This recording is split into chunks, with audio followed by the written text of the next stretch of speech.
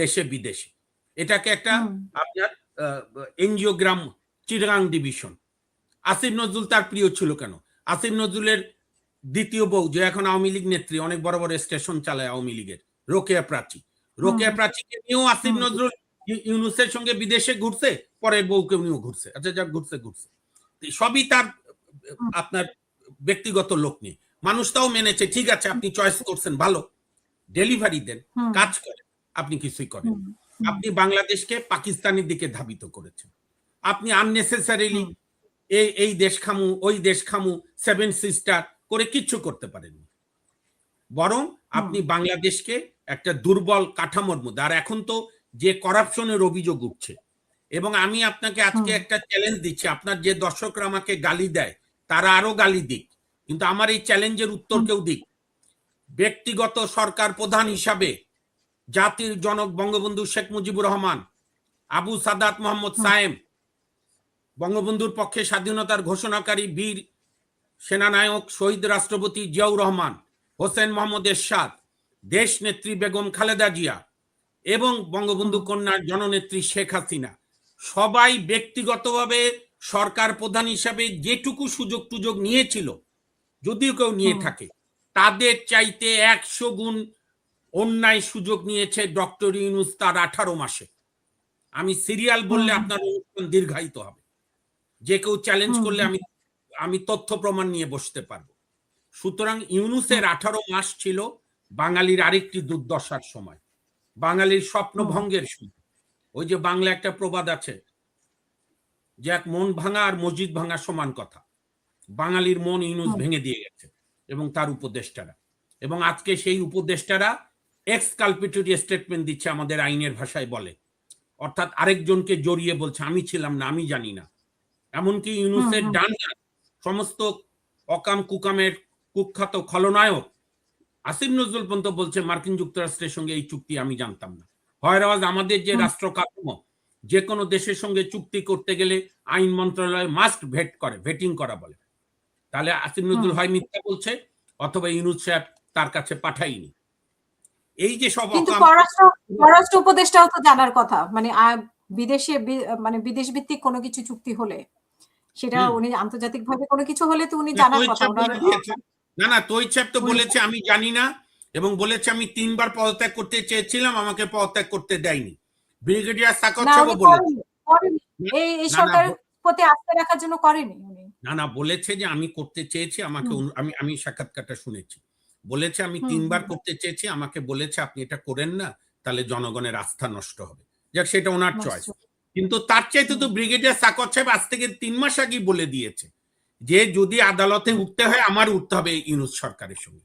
উনি বলেছে 32 ভাঙা অন্যায় হয়েছে, এটা আমরা বলছি না, ব্রিগেডিয়ার সাখাওয়াত হোসেন বলছে।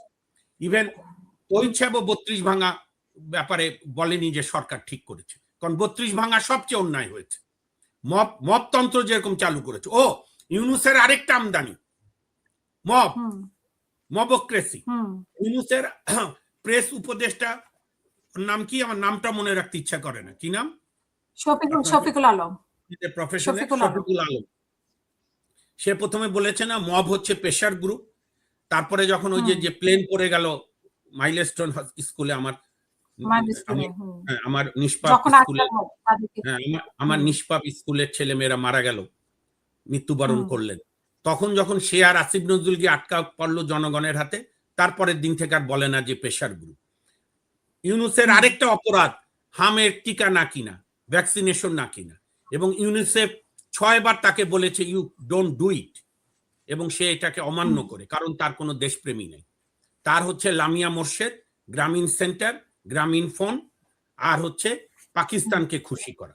এই জন্যই আমাদের সাহসী আইনজীবী ব্যারিস্টার আশরাফ একটা রিট পিটিশন করেছে। আনন্দের সংবাদ, মহামান্য হাইকোর্ট বিভাগে রিট বেঞ্চ রুল জারি করেছে। আমাদের প্রার্থনা ছিল কেন এই হামের ট্র্যাজেডির জন্য একটি কমিশন অফ ইনকোয়ারি অ্যাক্ট অনুযায়ী কমিশন হবে না, স্বাধীন কমিশন তদন্ত করে দেখতে হবে এই হামের ঘটনায় কারা কারা দায়ী, কোন সরকার দায়ী, কোন মন্ত্রণালয় দায়ী।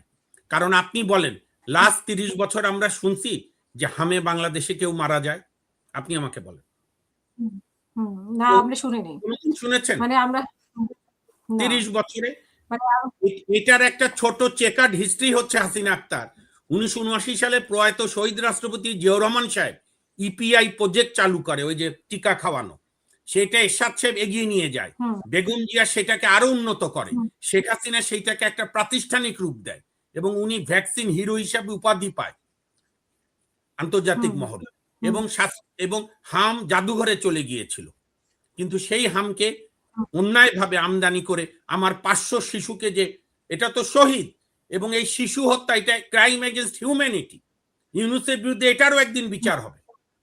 সুতরাং 18 মাসে মানুষ কিচ্ছু পায়নি, আল্লাহর কাছে অশেষ রহমত, আল্লাহর নিয়ামত আছে বলে, এবং বিএনপির অকুতভয় দৃঢ়তার জন্য একটা নির্বাচন হয়েছে। বিএনপি আমি যেটুকু জানি বিএনপি শুরু থেকেই চায়নি যে আওয়ামী লীগবিহীন নির্বাচন, যাই হোক পরে যেটাই হয়েছে হয়েছে। এখন বিএনপি জয়ী হয়েছে, আজকে বিএনপির 3 মাস পার হয়ে গেছে, এখন থেকে মানুষ বিএনপি আমি যদি ডক্টর ইউনূসের 10 সেকেন্ডে শেষ করি হাসিনা, তারপরে আপনি প্রশ্ন করেন, আমি উত্তর দেবই আপনার জন্য। আমি বলছি 3 মাস পার হয়ে গেছে, এখন থেকে বিএনপি সরকারকে মানুষ পর্যবেক্ষণ করবে, প্রশ্ন করবে, কোনো ভুল করলে প্রতিবাদ করবে, আন্দোলন করবে, ভালো কাজ করলে প্রশংসা করবে, কিন্তু সরকার এখন জনগণের কাছে দায়বদ্ধ, হিসাব দিতে বাধ্য থাকবে, কারণ 3 মাস একটা সরকারের জন্য অনেক। এখন আর বললে হবে না যে আমরা কেবল দায়িত্বে এসেছি। যাই হোক, আপনি কি বলতে চাচ্ছিলেন বলেন।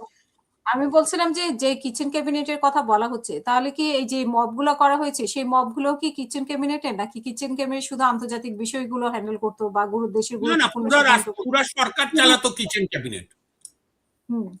তো সেই কিচেন ক্যাবিনেটে আসলে ডক্টর ইউনূসের রাজনৈতিক দল 2টা, একটা হচ্ছে সে জন্ম দিয়েছে এই যে এনসিপি না কি নাম, আমি বলি জামাতের যুব শাখা, আরেকটা তার পেয়ারের রাজনৈতিক দল হচ্ছে জামাত ইসলাম।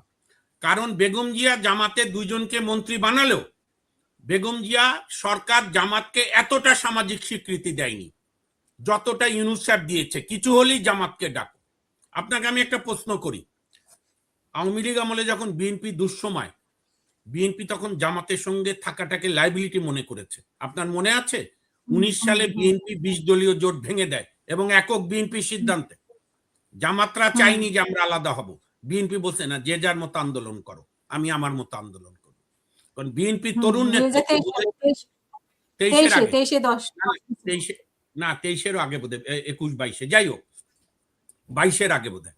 তো এবং বিএনপি তরুণ নেতৃত্বের সঙ্গে তখন আমাদের কথা হতো, তারা মনে করত যে যুদ্ধাপরাধী 2 জনকে মন্ত্রিত্ব দেওয়া বিএনপির জন্য ভুল হয়েছে, যদিও তারা দল নেতা নেত্রীদের বলতে পারে না, বাংলাদেশে তো ওই কালচার নাই।